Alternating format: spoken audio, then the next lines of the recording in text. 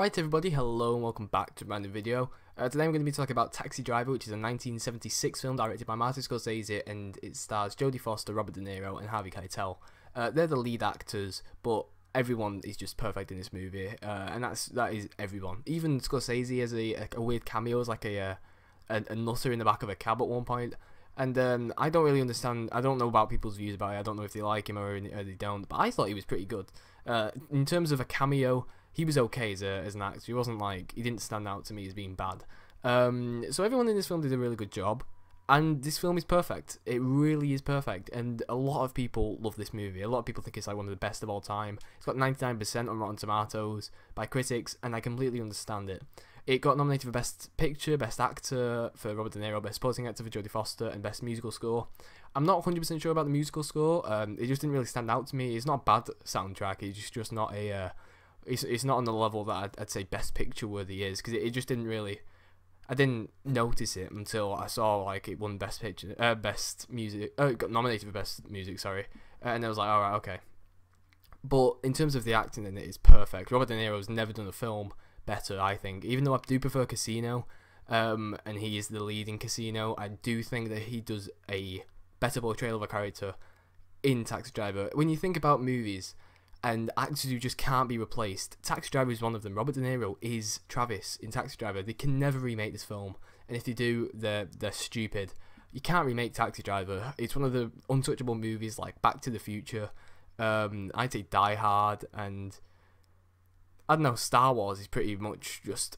You can't mess with it. You can't mess with it. And Taxi Driver is one of those things. You can't change anything in Taxi Driver because it is perfect. It's a perfect movie. In regards to Martin Scorsese's filmography, I would say it's the second best movie that he's done.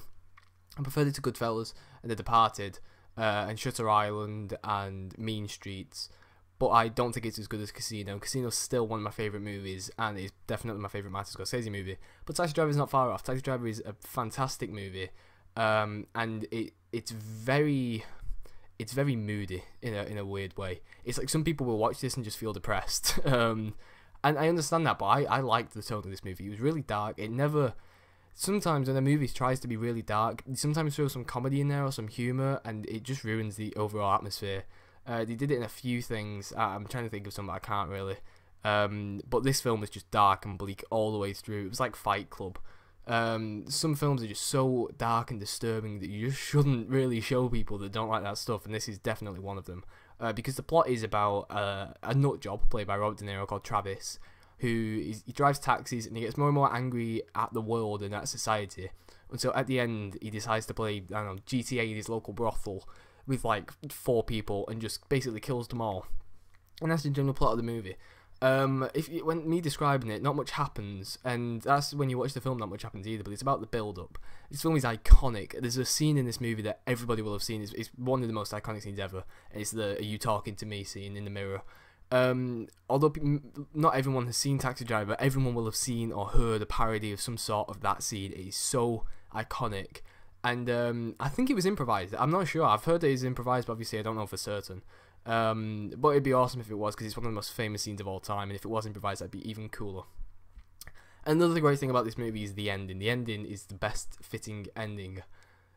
Well, it's one of the best fitting endings. I say that to like every movie I see. It's one of the best fitting endings to a film ever. It just completely matches the darkness.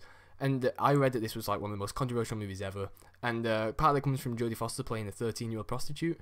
And that is still really controversial, but it doesn't get much more controversial than the ending to this film. It's so violent, and even watching it now, this film was made 41 years ago, and it's still shockingly violent. There's a scene in it where some guy puts his hands up, like, basically saying, "Don't shoot me," and Robert De Niro shoots like 3 of his fingers off, and it kind of looked like that scene in Watchmen, when the woman puts her hands up when that Ozymandias guy comes in and shoots her fingers off. It was like that, but even worse, and because of the bleakness and the atmosphere and the tone of this movie, it just seemed even more violent than it already was. It was ridiculously gory, and I don't know, it didn't put me off, but it was like, I don't know, it just made me feel a bit weird. I didn't like it.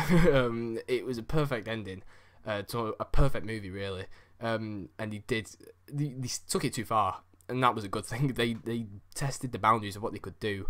They definitely pushed the limit, and Martin Scorsese does that in pretty much every film he makes. And Taxi Driver is a perfect example of him going so far and yet everybody loves him for it, and I love him for doing it too. He took boundaries, he took risks that he probably shouldn't have taken, and for that reason it's now one of the most famous and most well celebrated films of all time. Taxi Driver's got perfect everything, really. It's got perfect acting, the ending's perfect, the violence in it just matches everything, and it's so great. Obviously not the violence, but the theme, the tone. There's just everything in this movie is just perfect. I can't praise it enough. There's literally nothing I can complain about. It's just so intriguing to watch this psychopath grow from like just more deranged as the film goes on. And he reminds me a lot of Jake Gyllenhaal's character in Nightcrawler, in the same way that he gets worse as the film goes on, but he's never been completely sane. So I just liked that, and if you've seen Nightcrawler and you enjoyed it, you should watch Taxi Driver, because it's got the same kind of theme. Obviously it's not the exact same, but it's got the same kind of, like, as a psychopath gets even worse and worse as the film goes on. So definitely check out Taxi Driver. If you like Martin Scorsese movies, you'll love this one. This is probably, I think it's, if you search Robert De Niro on Google, this is the first film that comes up. He is never done a role better, I don't think. And yeah, that was my review of Taxi Driver. Hopefully you enjoyed it, and if you did, please drop a like down below, and I will see you guys in the next video.